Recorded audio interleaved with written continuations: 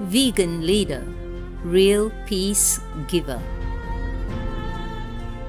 Our programs offer many languages. Please visit suprememastertv.com/schedule. As you cannot possibly cultivate humility, as you cannot possibly cultivate love, so also virtue cannot be cultivated, and there is great beauty in that. Please continue watching for the shared enlightening perceptions of Jiddu Krishnamurti, vegetarian.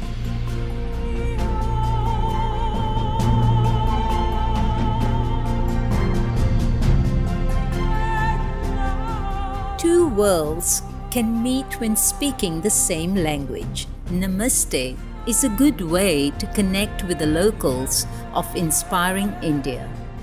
It means hello in Hindi, one of the official languages of the country.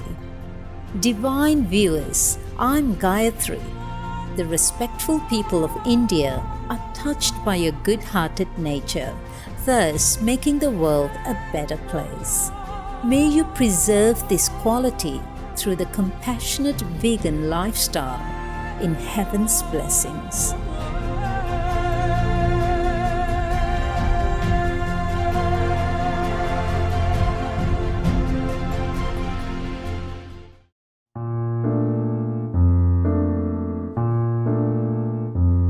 Welcome to Freedom Through Self-Knowledge from the Book of Life by Jiddu Krishnamurti, vegetarian, on Words of Wisdom.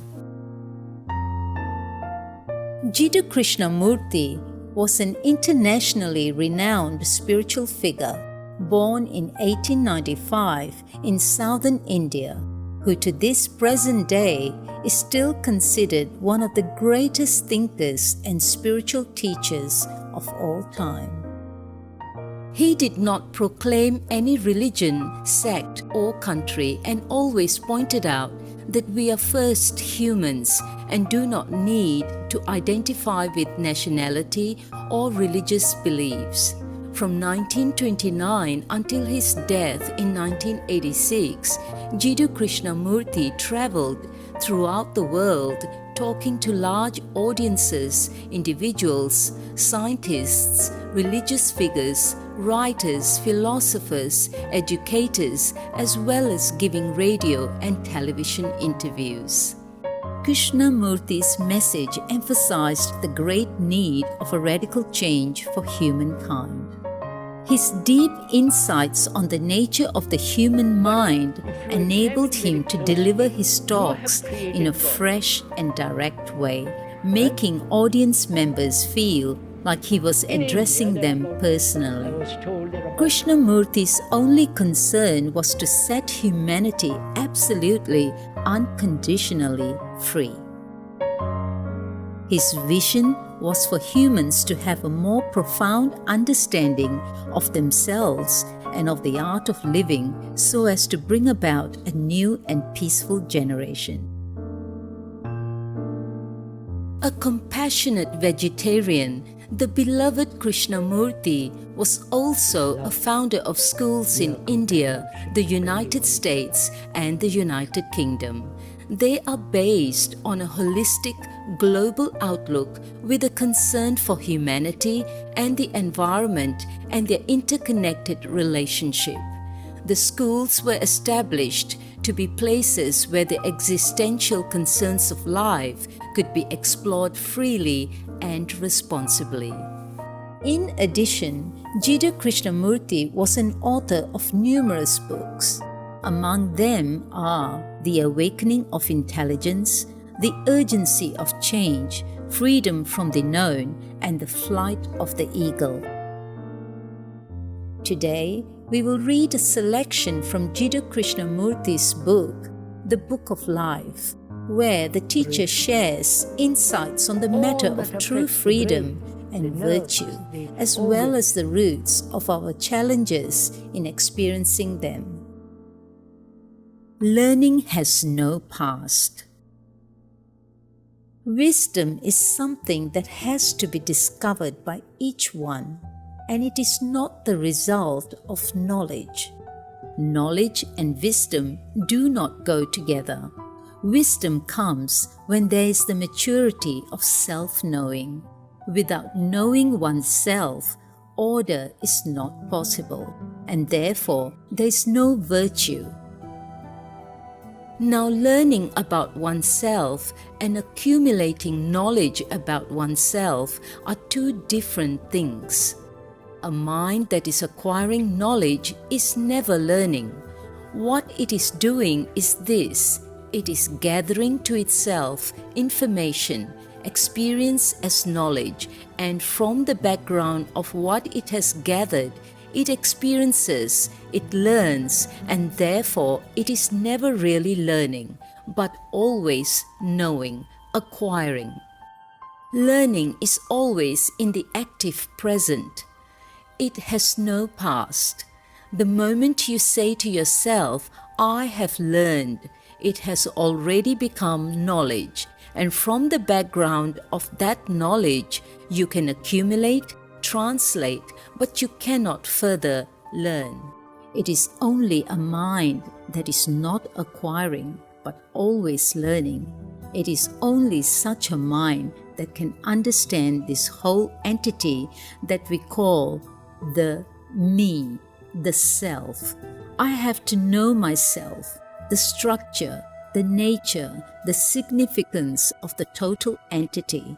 But I can't do that burdened with my previous knowledge, with my previous experience, or with a mind that is conditioned, for then I'm not learning. I'm merely interpreting, translating, looking with an eye that is already clouded by the past. Authority prevents learning.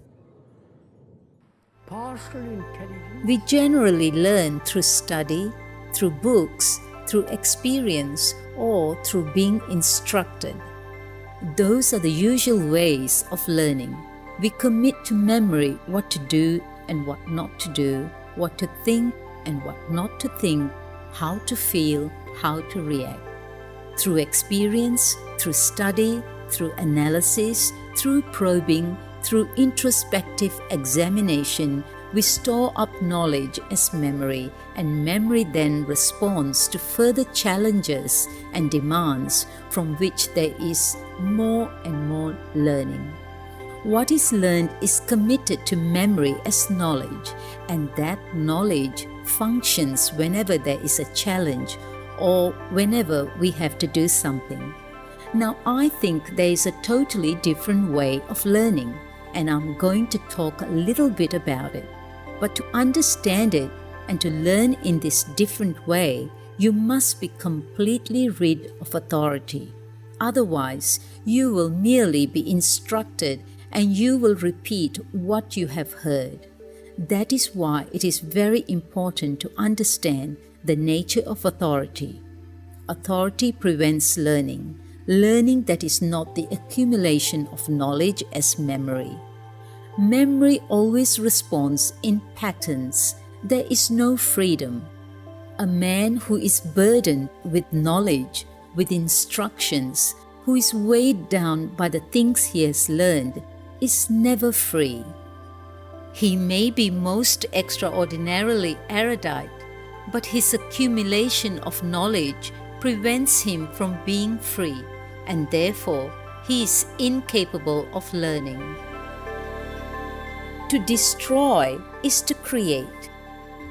To be free, you have to examine authority, the whole skeleton of authority, tearing to pieces the whole dirty thing.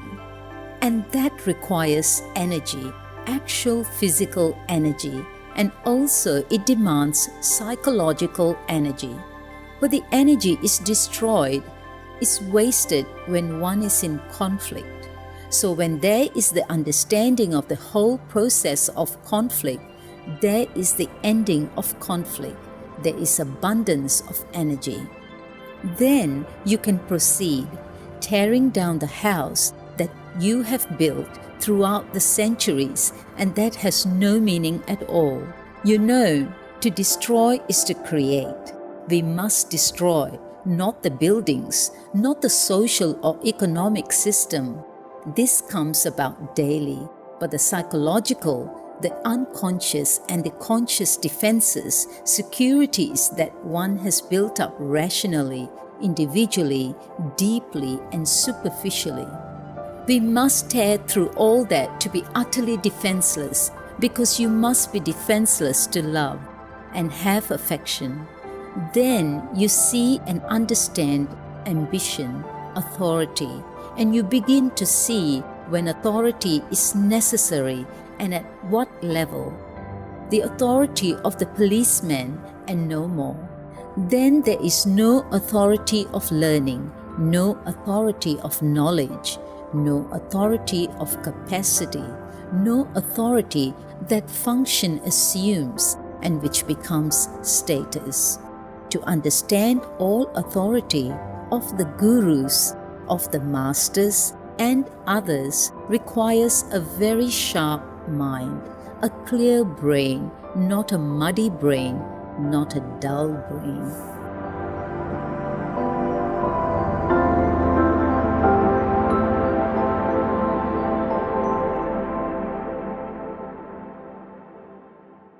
Virtue has no authority. Can the mind be free from authority, which means free from fear, so that it is no longer capable of following? If so, this puts an end to imitation, which becomes mechanical. After all, virtue, ethics, is not a repetition of what is good. The moment it becomes mechanical, it ceases to be virtue. Virtue is something that must be from moment to moment, like humility. Humility cannot be cultivated, and a mind that has no humility is incapable of learning.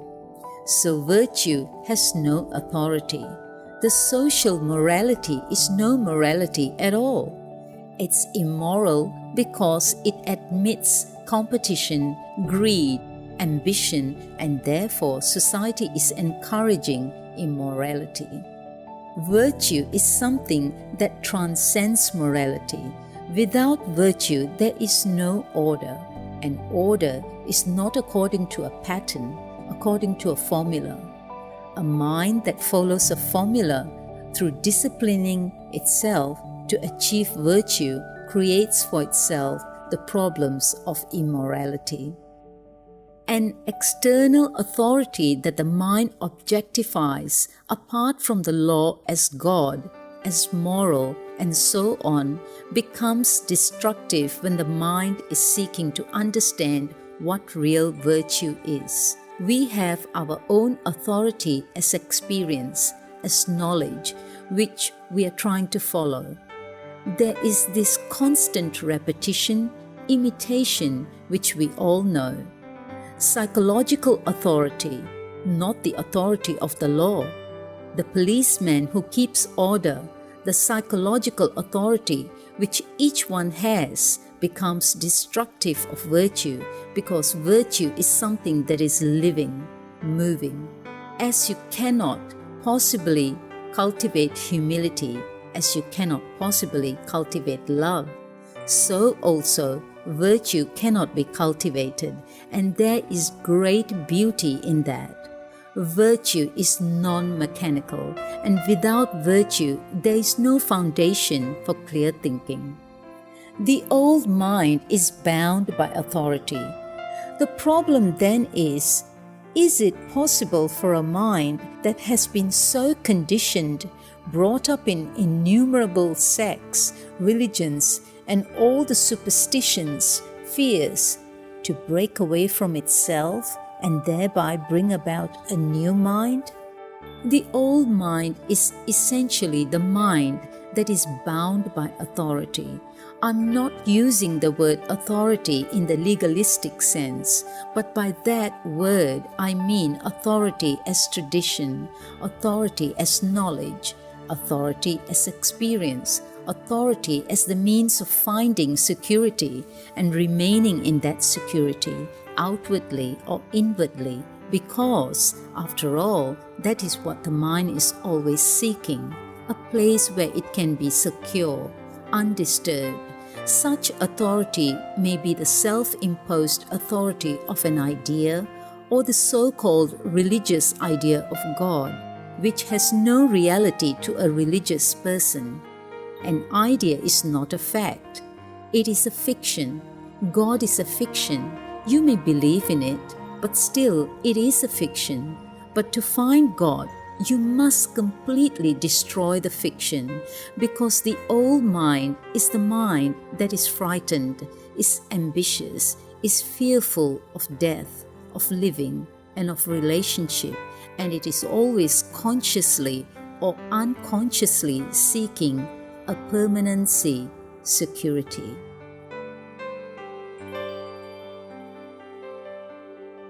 For more information on Jiddu Krishnamurti and his teachings, please visit jkrishnamurti.org and kfoundation.org. Wise viewers, we appreciate your kind presence for today's words of wisdom. Please join us again tomorrow for part 2 of this program. Coming up next is Croatia, a crossroads of precious cultures, part 3 of 3, right after noteworthy news. Please stay tuned to Supreme Master Television for more uplifting programming.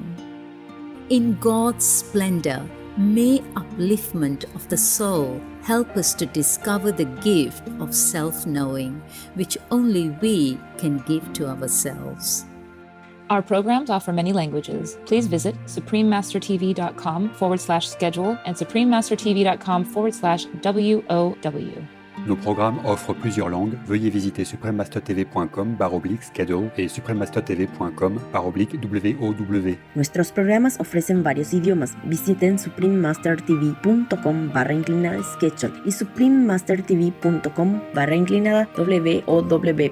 Műsoraink sok nyelvet tartalmaznak. Kérjük, tekintse meg itt suprememastertv.com/schedule és suprememastertv.com/WOW. Vegan, true human.